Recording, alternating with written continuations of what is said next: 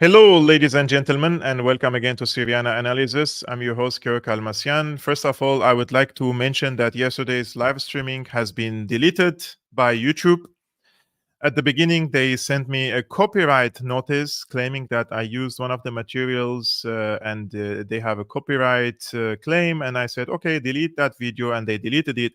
And an hour later, they came back and they sent me another email telling me, and after review, a manual review from one of their employees, they decided that they have to take down the video because it violates YouTube's terms and conditions, and specifically this regulation about violent organization something. So I went through these laws, and they basically accusing me of endorsing or glorifying violence. You watch the live streaming, and it's still up, by the way, on Rumble. You can go and watch it. And please, please, please, when this live streaming is over, follow me on Rumble, because when they start deleting the videos, this is the first time that YouTube completely deletes a video of mine, which means they have opened their eyes to my channel, which means that they know that I'm doing live streamings, or probably somebody told them that they have to watch what I'm saying on my YouTube channel. So probably very soon they will also deplatform me. So please make me give a big service to me, and also follow me on Rumble. It's the same, Rumble slash user slash Syriana Analysis. I think that's also the place where I can speak freely, unlike on YouTube that I have to jump over the ticking bombs. I feel like I have to say this, I shouldn't say that. But basically, even when I was speaking about why did they delete it, basically because I showed you this video of Hamas published a video about these hostages. They were sending a message to Netanyahu, and I told you guys clearly this is a propaganda video. And all sides engage in propaganda, including Hamas, including Israel, right? And I'm being very honest and transparent with you. But despite that, they deleted the video. So I was really pissed off because I put so much effort in research and preparing these videos, and it's also my livelihood, right? They're taking away my livelihood, although I do not endorse any violent groups or I endorse violence to begin with, and you have been following me now quite some time. So because the truth has a power and people can read and they can understand and they can feel the power of the truth, therefore we gain more credibility in the eyes of the people, unlike the so-called mainstream journalists where they are reading the teleprompter and everybody knows that they receive a script and they have to read the script and they have to tell you the same things over and over again without giving you context, without telling you the full truth, without giving you both sides of the story, just to propagandize the people and convince them to submit, subjugate, and also accept these wars and destruction that is being inflicted upon other people in the name of fighting terrorism, in the name of fighting the evil. It's black and white. It feels like for me we're living the same similar times to 2011 after the 9/11, and how they are have they demonized entire Muslim population, and they waged these wars against Afghanistan, Iraq, and afterwards they came after Syria, Libya, and all these countries.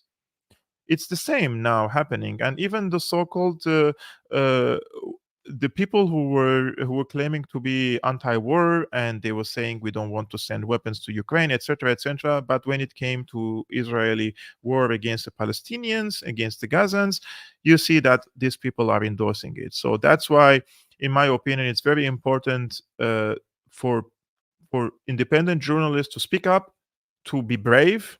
I know the consequences are like they're dire consequences, and you're bringing lots of troubles to yourself if you speak the truth. First of all, they will do character assassination. They will send you to financial jail, and then they will come after your channel. They demonetize you. They will deplatform you.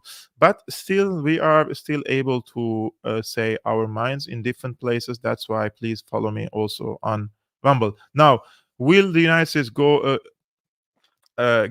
wage a war against Iran, or will there be war between the United States and Iran? This is the topic of today's live streaming.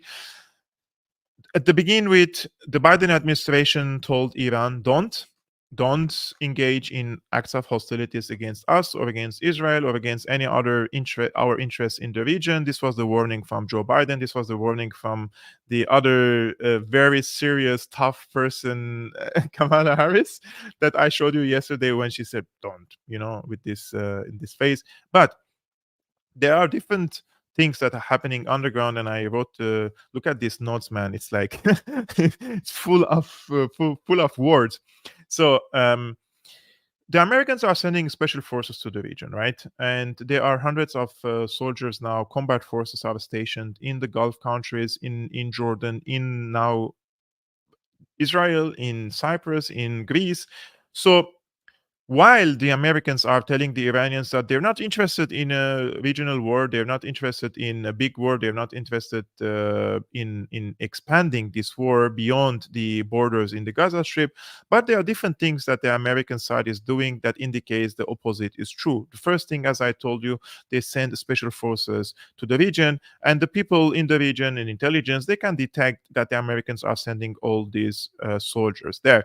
According to the retired Colonel McGregor, I don't know if he's accurate or not, because recently he has bluffed about this case about that Hamas and Hezbollah are going to attack probably the United States because they have sleeping cells in Mexico and in Venezuela, which is completely laughable thing to say. Anyways, he says that he knows that the American special forces are in Israel and they even received casualties. The second is that although the Americans are telling the Iranian side we're not interested in expanding the war, but they have sent aircraft carriers, very elite warships, and also nuclear submarines You cannot convince me that the Americans are sending their elite fighter submarines, warships, and aircraft carriers just to deter Hezbollah.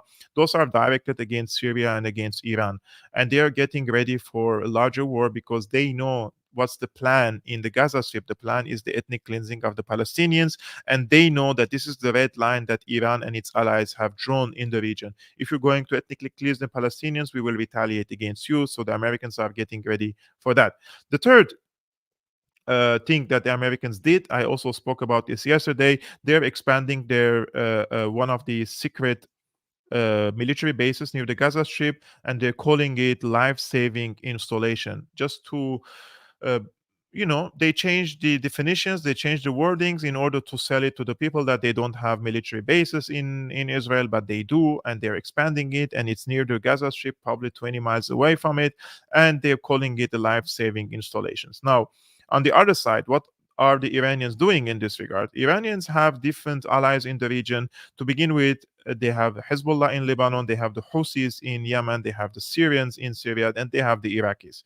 And we can see that Hezbollah increased um, its pace of rocket attacks on Israel, and they were firing, for example, maximum to 10 kilometers deep Israel, and now they're firing around 15 kilometers deep Israel.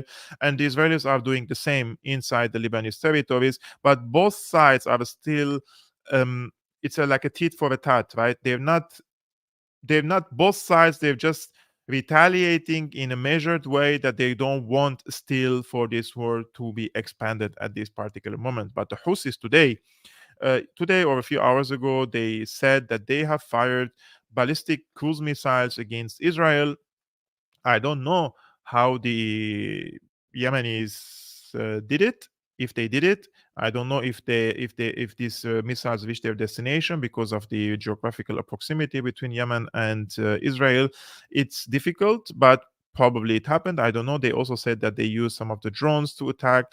The Syrian side will only intervene if Hezbollah wages a ground offensive and when the opportunity arises to liberate the Golan Heights. So, all in all, we can see that all sides are still playing chess against each other, but all the indications it just prove all the indications that we are heading toward more escalation every day. Today was 5 kilometers deep, I'm firing against you, and tomorrow is 10 kilometers, and afterwards 15. And this will increase and increase and increase as long as the Israelis are waging this ground offensive. And today, if you watch the footage coming from the Gaza Strip, which unfortunately I cannot show you because they will consider it endorsing a terrorist organization according to the YouTube laws and regulations, it seems that the Israelis have broken through some of the defensive lines or the fences in northern Gaza, and they are engaged in acts of war against the Hamas. And Hamas published a video showing that they are engaged with the Israeli forces with RPGs, with ATGMs. So anti-tank rockets and snipers, and of course there are so many means that Hamas is using in this regard. On the other hand, the Israelis are massing lots of Merkavas, and at the same time they're carpet bombing the Gaza Strip. They have not left anywhere in the Gaza Strip that they didn't bomb. And in these circumstances comes the John Kirby, the spokesperson of the national this what do they say, the Biden-Harris administration. Look what he says: is working every day to increase the flow of humanitarian assistance to meet the needs of civilians in Gaza. Here is an update from National Security Council Coordinator for Strategic Communications, John Kirby. Take a look. Hi, I'm John Kirby, Strategic Communications Coordinator for the National Security Council, and I just want to spend a minute or two talking about the humanitarian situation in Gaza, which we all know is desperate. Since the early days of this conflict, we have been working closely with our counterparts in the region, Israel, Egypt, the United Nations, and others, to try to increase and accelerate the flow of food, water, medicine, fuel into Gaza for the Palestinian people who are in such dire need of it. That work continues. Just over the last 24 hours, some 45 trucks got in. Today, hopefully another 50, and the Israelis themselves have set a goal of about 100 trucks a day. Now, we know that's still not enough. It's still a trickle, but it will help alleviate some of this suffering, and we will continue to do everything we can with our partners in the region and, of course, with the UN and humanitarian aid organizations on the ground to help the innocent Palestinian people of Gaza. They didn't ask for this conflict. They didn't ask for this war. They're victims of Hamas as well. And we're going to make sure that we don't forget their plight and their needs.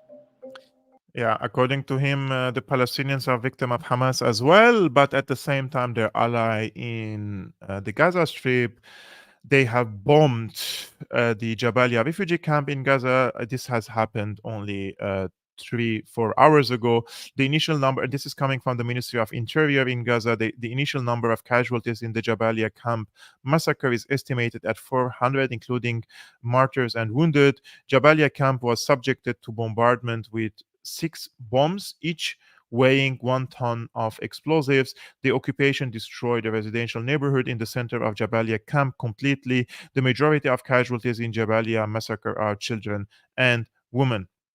So the Jabalia camp. Okay, let's see on the map where is the Jabalia camp, because yes. So this is the map of over Gaza. This is Jabalia. Okay, so as you can see, this is the place where this massacre has happened, because the Israeli side is telling the Palestinians. So, as I told you guys, they have 3 stages for this war. First of all, you can see this part. This is the northern part of the Gaza Strip, and they are asking the people in this region to take this route and go to the south.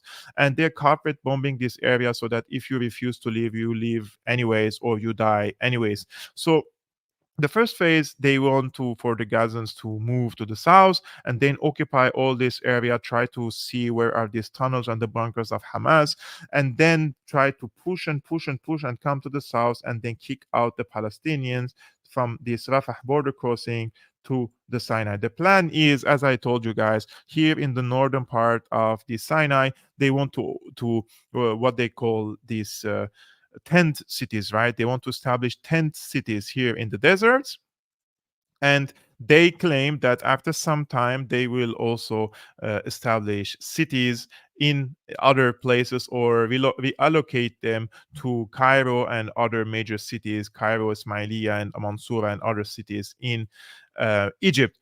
But will they do that? I suspect. But the main goal is kick out the Palestinians here, and then try to bribe the Egyptian side and to house these people in the cities of Egypt, and the rest they are saying that they want to send it to Greece, they want to send it to Canada, and they want to send it to Europe. So they want to create again a huge influx of refugee crisis, and then the Europeans have to again deal with this war that is being initiated again by the United States, just like they did in Iraq, in Afghanistan, and in Syria. But if you speak about these cases, and like there are so many people in Europe, they want to help the refugees after they come to their countries, and I'm like, why don't you help them by not creating refugee crisis to begin with, right? Why is this so controversial? Don't create refugee crisis to begin with. Don't create the influx of refugees by bombing the people's houses and their countries. This is, in my opinion, should be priority, instead of helping them after they arrive to your country. And also those are the left wingers, and for the right wingers, those who are supporting now Israel, what do you think about this plan of Israel? They want to send 2 million people now to Egypt, and probably 1 million of them they're going to come to Europe. Since you don't want refugees and people to come and apply for asylum, maybe, just maybe, you need to open your eyes and see who is creating this refugee influx of refugees and sending them to your country. And this John Kirby is his approach, in my opinion, is disgusting in this regard. He says Israel shouldn't be compared to Russia. The Biden admin says a civilian's death sour.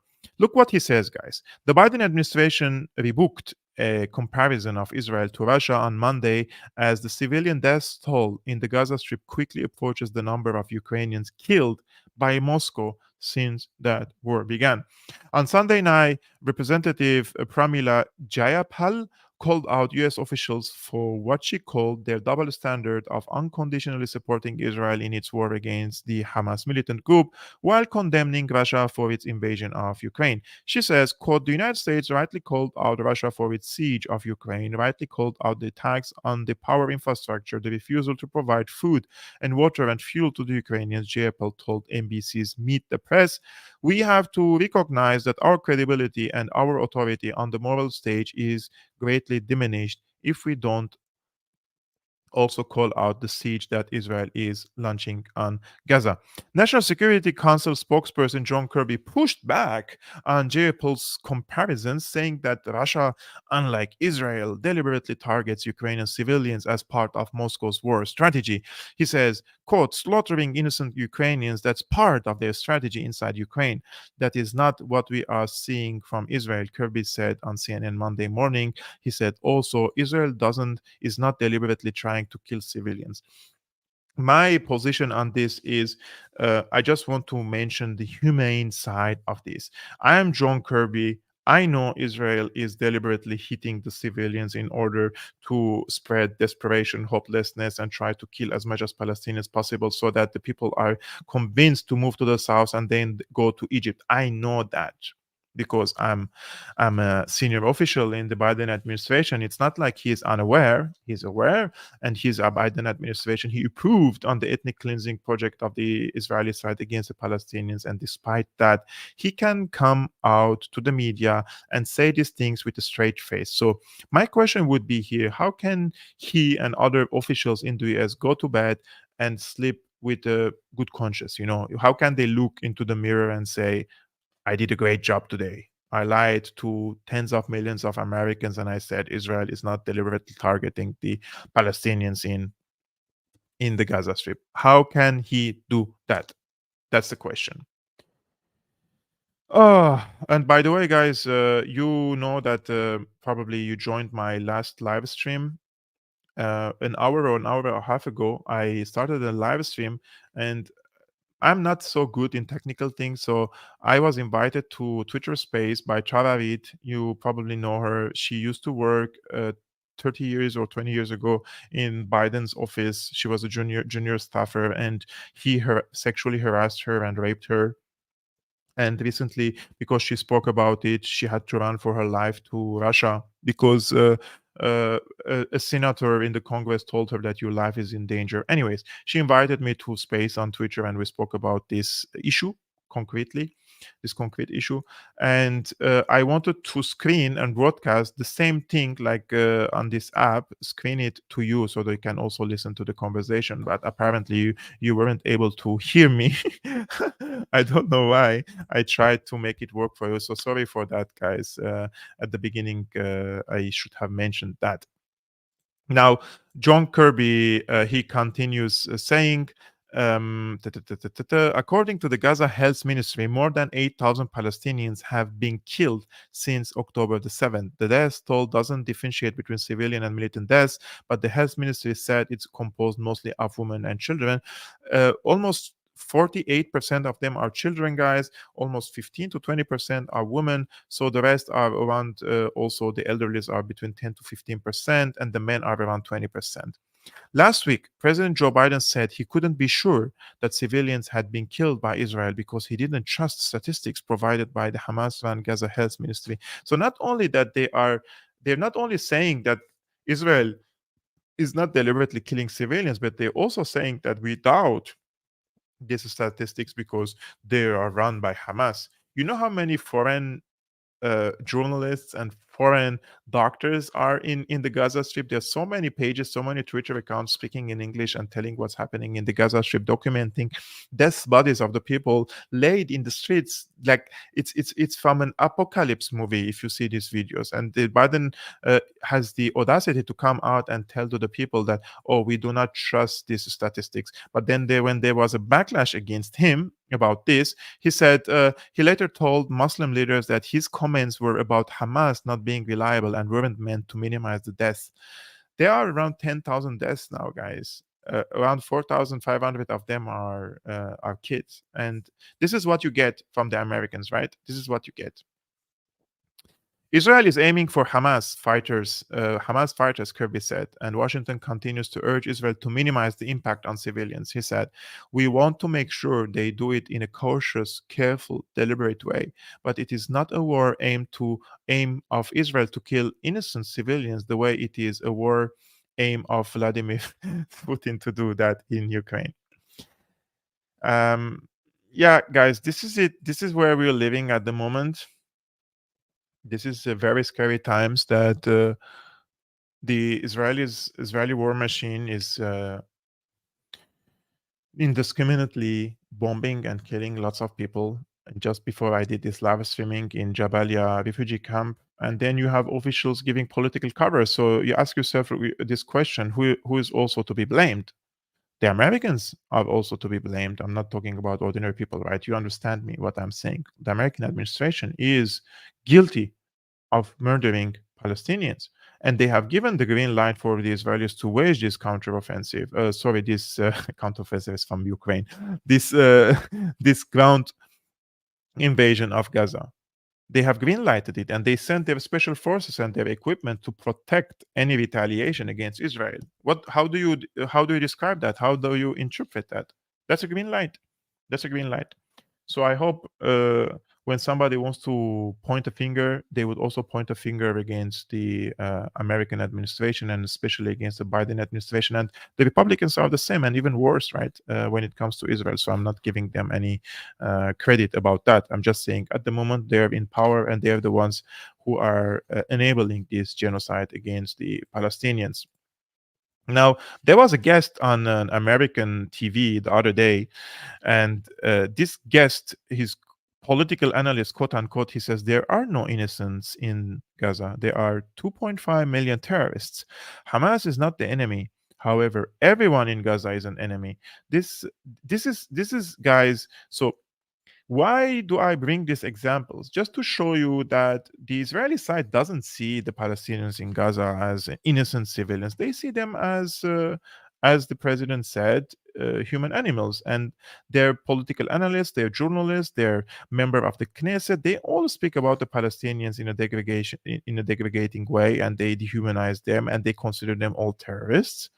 So how do you think the military will act upon these statements? They will act like they're doing right now: kill as much as Palestinians possible, spread desperation, hopelessness, drive them to the south, and then push them from the Gaza Strip to the Sinai. Look what this guy said. אז הוא אומר לפגוע באוכלוסייה? אין חפים מפשע, זה בדיוק שאתה אומר אוכלוסייה, אין אוכלוסייה. יש 2.5 מיליון טרוריסטים, ולכן אין משמעות להקש בגג. עושים הקש בגג כדי שחף מפשע יצא. ברגע שבעזה אין חף מפשע, אז אין טעם להקש בגג, כי כולם טרוריסטים. אז מה זה אומר, להרוג את כולם? וזה תפיסה. עכשיו, מה זה אומר? יש משהו מוגדר בשעת מלחמה שנקרא שעת חסד. זה אומר, חשוב מאוד, 10 שעות הראשונות של המלחמה, מה אתה עושה? זוועות והכל עשו, היינו צריכים להוריד 50,000 עזתים. ואת זה אני לא אומר פה ב-14, גם אמרתי ב-11, וגם אמרתי ב-12, וגם אמרתי בכל במה אפשרית אמרתי, לא מכיוון שעכשיו פה 14 אני אומר את זה, בכל במה אמרתי. איך להרוג 50,000? מטיסים מטוסים, 4 גלים משטחים. זה נקרא דגם איראני, רוסי, טורקי, כי אנחנו במזרח התיכון, לא מערביזציה. מחר בבוקר מתעוררים, עכשיו יש תמונות, מעשי זוועה שהם עשו, יש לנו הסברה ישראלית, מביאים את כל העיתונאות, מביאים את כל שרי חוץ ונופל בין הכיסאות, סגירת חשבון. אבל זה לא נעשה. אוקיי, עכשיו, זה לא נעשה בכמה סיבות. סיבה ראשונה, כי מדינת ישראל דוגלת במערביזציה. יש לי משפט שרץ ברשתות, פה זה לא מקום של סושי, פה מנגבים חומוס. בתפיסת עולם החילוני ליברל, שמבוסס על ערכים אחרים, לא מתאים למזרח התיכון. אז בכלל, בהערכת מצב אנחנו טועים. בהגדרת אויב אנחנו טועים. לא עשו את זה, כי בצעד הראשון אנחנו לא לוקחים בחשבון שחמאס הוא לא האויב, אלא כל עזה הוא האויב. Everyone in Gaza is an enemy, guys. Imagine any um, journalist, expert on an Arabic TV saying everyone in Israel is an enemy. He will be rightly condemned. He will be called all sorts of names, and he will be called an anti-Semite. This hatred was legitimate. This type of hatred was legitimized against the Russians, right? After the offensive against Ukraine, they demonized all the Russians, their ethnicity, their culture, their language, their sports, everyone. And now they're doing the same with the Palestinians. Everyone is an enemy, so we don't have to differentiate between civilian and the militant. We can indiscriminately bomb them because they're all enemies, right? This is how it leads. This is where it leads to. This type of language, it leads to policy making. These people are so-called experts, and it's astonishing how is he allowed to continue talking it without even the host and the moderator try to stop him. What are you saying? I'm pretty sure if somebody comes on Arabic TV and says something like this against Israelis, he will be stopped. But it's not going to happen on an Israeli TV, unfortunately. One of the commentators said something. I just want to answer him. He said, why is this guy? No. Okay, yeah, this is it. Muslims are not united. Most of their leaders are corrupt. And I want to mention this. I want to address this before I continue to the next one. Yes, there is so many corrupted leaders and politicians in the Arabic world, just like in the Western world. In the Western world, they're not innocent, they're not saints.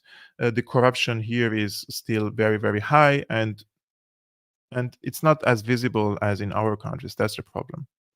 However, there is these Arabic countries since the end of the Second World War and then the Cold War, they haven't been in a position to rule independently the countries.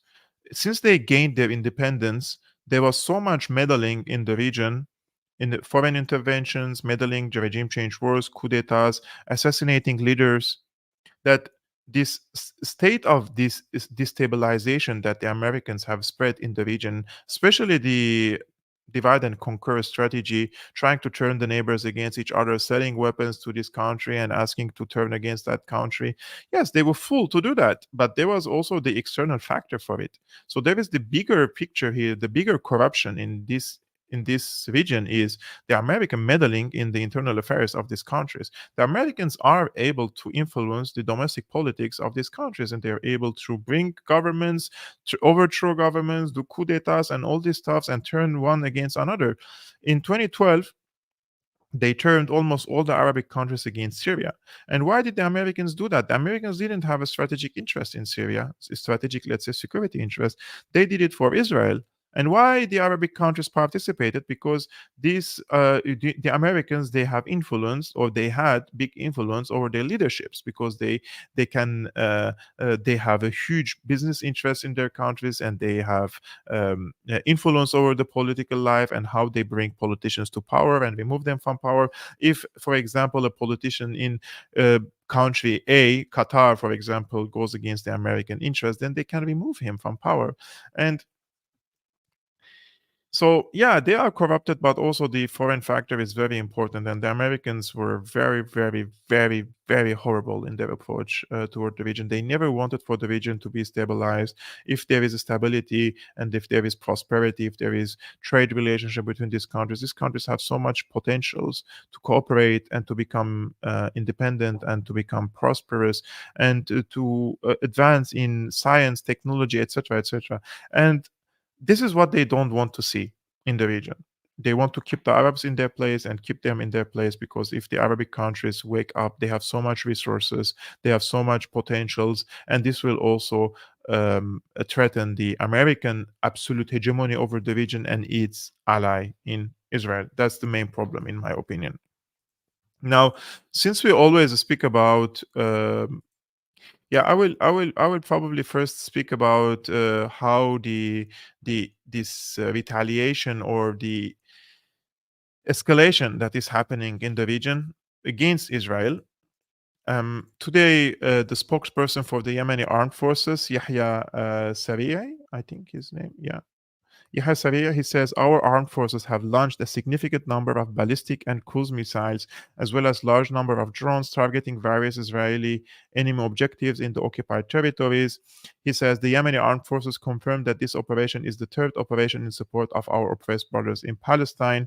He says the Yemeni armed forces confirmed their continued execution of more precision strikes with missiles and drones until the Israeli aggression stops. And then he says, we affirm that the stance of our Yemeni people towards the Palestinian cause is firm and principled, and that the Palestinian people have the full right to self-defense and to obtain all their legitimate rights. And finally, he says, what destabilizes the region and widens the circle of conflicts is the continued crimes and massacres committed by the Zionist enemy against the people of Gaza and all of occupied Palestine. This is what he said. I'm just quoting him. So the Yemenis are increasing their, let's see this, yes, increasing their attacks against Israel. And this is the problem with this that I told you guys. Look, this is Sana'a, and like it's very, very far away to Israel. I don't know how they did it. I don't know what means did they use to do it, but this is Ali Hashem. He says the Houthis launched a long-range missile bound called Eliat. It's a 1,700-kilometer distance. The missile was intercepted. Earlier, a drone was downed. The significance here is enormous, and I don't see this isolated from Lebanon's front or Syria. The Axis decision is to engage gradually. Axis, he means the axis of Iran, Syria, Hezbollah, and now the Houthis, and also in Palestine. He says, let's recall the involvement in Syria. This we call the involvement in Syria. The narrative started building from 2012 and it accelerated. 1. March 2012, contained involvement to secure the shrines. 2. May 2013, Hezbollah in Qusayr to defend Lebanese villages enclaved in Syria. 3. All the rest, which means all the rest of Syria. While I can't jump to a conclusion that the Axis is going to be fully involved, I see a narrative being built. Even Hamas officials' open request to Hezbollah to do more have its role in the narrative building process and normalizing the idea to the people. The people need to understand something very important here. There is the red line that is being drawn that by this axis, and there is a joint military security intelligence room between these countries, and it consists of Iran, Iraq, Syria, Hezbollah, Hamas, Jihad, and the Houthis, and they coordinate these attacks. So it's not a separate case that the Houthis fired this. No, it's coordinated. The Iranians knew, the Syrians knew, and this military joint operation room, they knew that this attack is coming from the Houthis. So the message here is clear that these parties are going to engage collectively against Israel in case Israel is determined to ethnically cleanse the Palestinians. So this is where they drew the red line, right? Ethnic cleansing of the Palestinians from the Gaza Strip is a red line. The second red line is a so-called preemptive attacks against Syria, against Hezbollah, against the Yemenis, or against any other player in this region. So these two red lines are being drawn and established. And Hamas side is also asking from Hezbollah to increase its involvement in this conflict, and Hezbollah in front of its people, in front of its also supporters, and also Hezbollah claims that it has a moral, military, religious, ideological, humanitarian responsibility to help their Palestinian brothers. So if the Palestinian side is asking for Hezbollah to increase its involvement, they will increase their involvement. They have to do their own calculations. They have to see how is this going to end. And because Hezbollah is not Lebanon, Hezbollah is just a political and military party in Lebanon. So if they wage a ground offensive, if they increase the pace of the attacks, this could drag the entire country into war. And if Israel comes and bombs areas that don't belong to Hezbollah, the people will start turning against Hezbollah probably, right? So they have so many calculations that they have to do. And also remember, Lebanon is divided. The Americans have a huge influence there. Americans have one of the biggest embassies in the world in Lebanon, and they have a political parties, personalities since the civil war, they are so loyal to the Americans and the Israelis, and they want to see Hezbollah being crushed. So they're divided, right? So they have to do also make their calculations. This is my analysis. Syria is the same. Syria is 12 years in war. It's a war-torn country. Economy is destroyed, and if they open a front against Israel, how Israel is going to react? Are they going to assassinate Assad? What is going to happen to the strategic sites? Is Israel going to probably wage a ground offensive? There's so much things that they have to think about, right? Iran is the same. If Iran intervenes, Americans will intervene. Do we want regional war? How do we react if Israel uses nuclear weapons? People think that war is a PlayStation, right? It's not. It's a very, very difficult thing, a difficult decision to take. But my expectation is on Friday, the Secretary General of Hezbollah will speak, and we will see what is the reaction from him, and we will definitely know if the Lebanese this party, they will increase their involvement or not after this speech.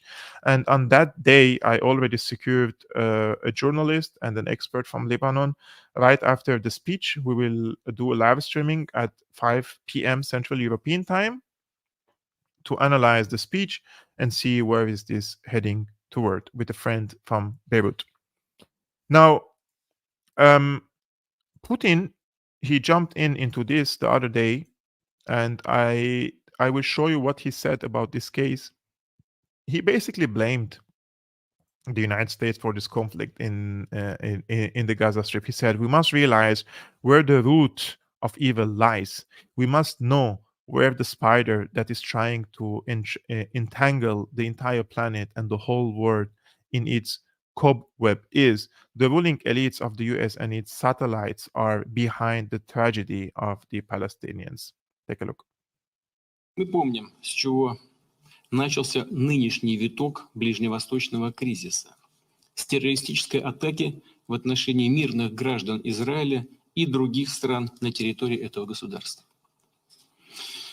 Мы видим и то, что вместо наказания преступников и террористов, к сожалению, стали мстить по принципу коллективной ответственности. Страшные события, которые сейчас происходят в секторе Газа, когда без разбора уничтожают сотни тысяч ни в чем не повинных людей, которым просто некуда бежать, негде укрыться от бомбардировок, ничем оправдать нельзя. Когда смотришь на окровавленных детей, на погибших детей, на то, как страдают женщины, старики, как погибают медики, конечно, и кулаки сжимаются, и слезы наворачиваются на глазах. По-другому не скажешь. Но мы не должны, не имеем права и не можем позволить себе руководствоваться эмоциями. Мы должны четко понимать, кто в реальности стоит за трагедией народов Ближнего Востока и в других регионах мира.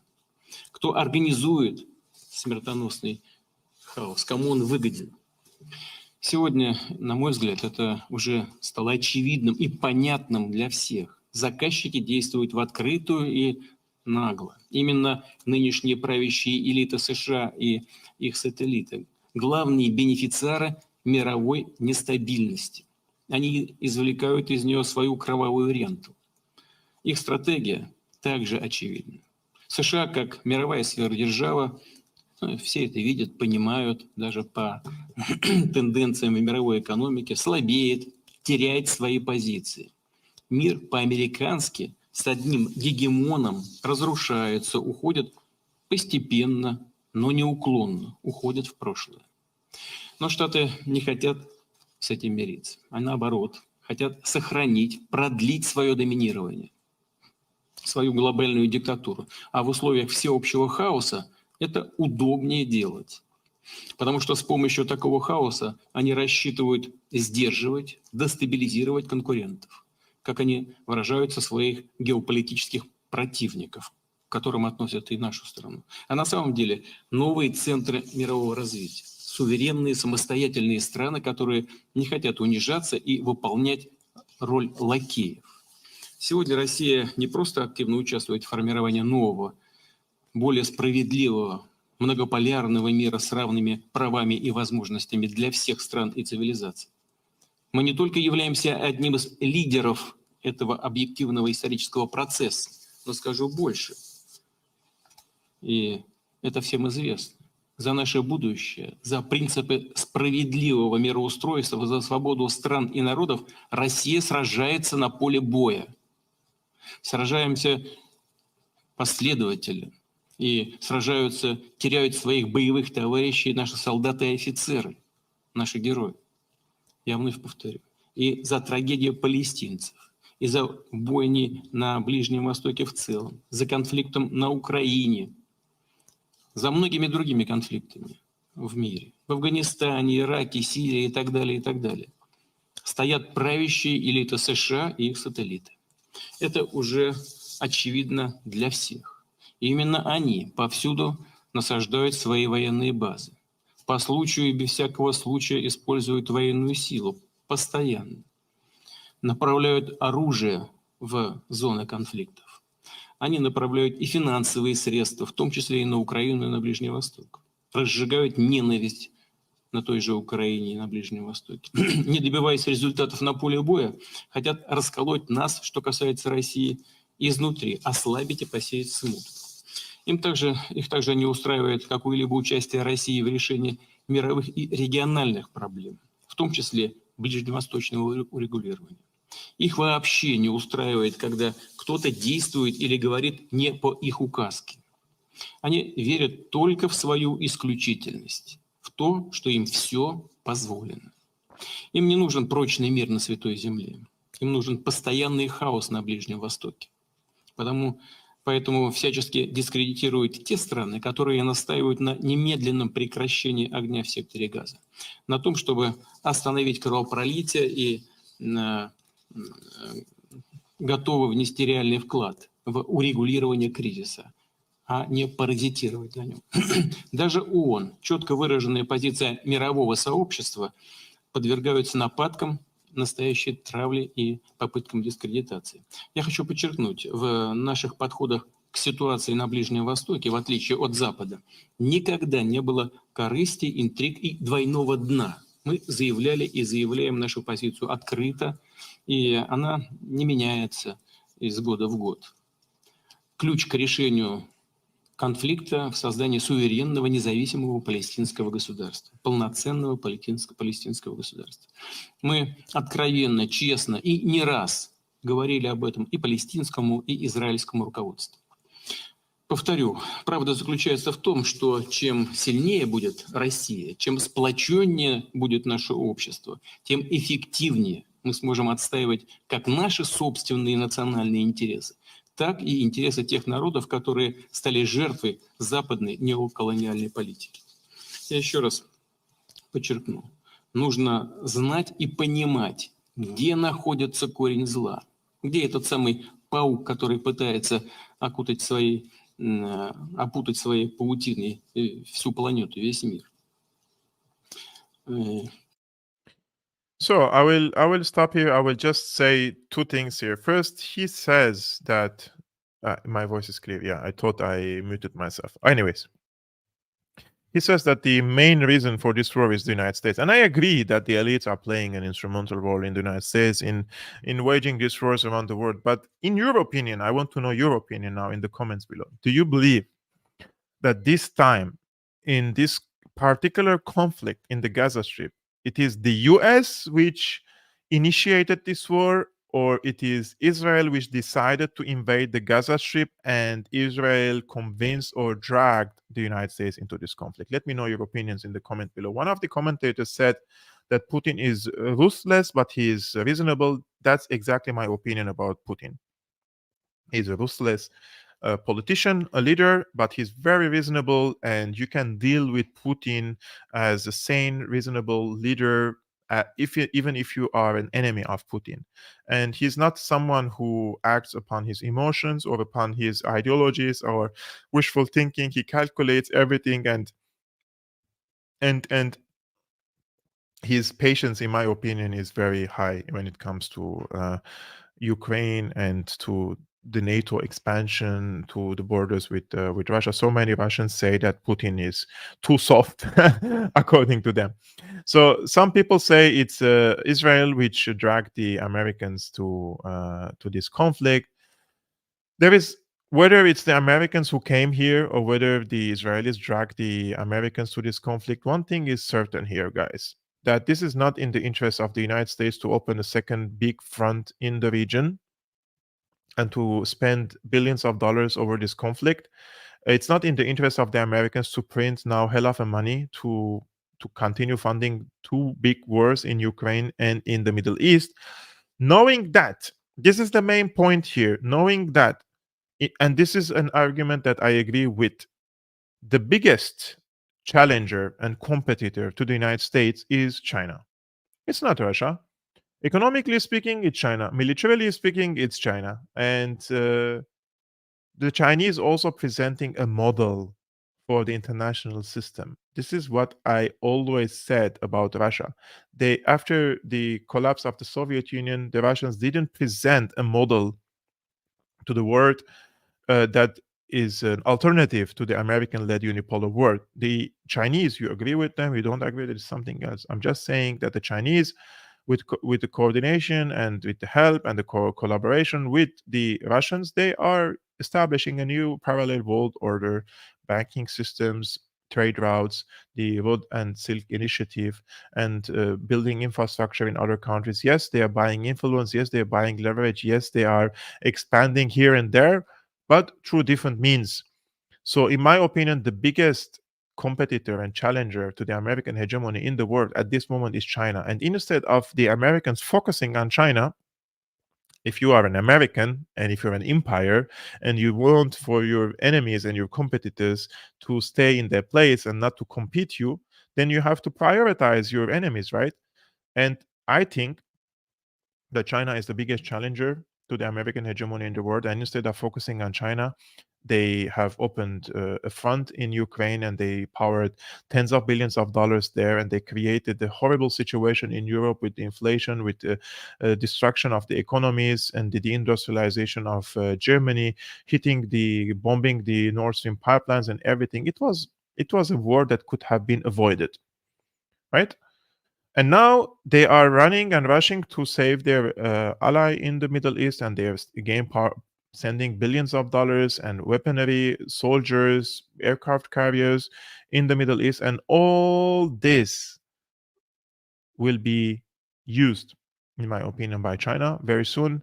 They're very happy to see that the Americans are involved in these two big conflicts, and sooner or later they will do what they already said they will do: the peaceful reunification of Taiwan with the United States, with China, with China. And when that day comes, the Americans will threaten China, and they will do everything they can, but they will be exhausted by two major wars. This is just my opinion. And today I was watching a presentation of Professor Meschheimer. He just gave this, by the way, presentation yesterday. This is 37 minutes. Of course, I'm not going to show you. I'm just going to show you 1.5 minutes from this. And he spoke this to Brisbane. It's the, what kind of studies this was? This was something related to strategic studies or something. It's a think tank, apparently. So yeah, Center for Independent Studies. Anyways, so he speaks here about this exact point that I mentioned. Take a look. For about 25 minutes. And then I'll be more than willing, after Peter makes his comments on my comments, to take any questions that folks have. Is all about American grand strategy. And my argument is that the United States is losing focus. And you say to yourself, what exactly does that mean? I believe that the principal threat that the United States faces in the world is the rise of China and the possibility that China might try to dominate Asia. And I think we have a deep-seated interest in containing China. But what's happened is that the United States has lost focus, and it's got diverted into the Ukraine war in Europe And it's now getting diverted into the Middle East with the war between Hamas and Israel. And the United States is therefore unable to pivot completely to Asia. And I think this is a major mistake for the United States.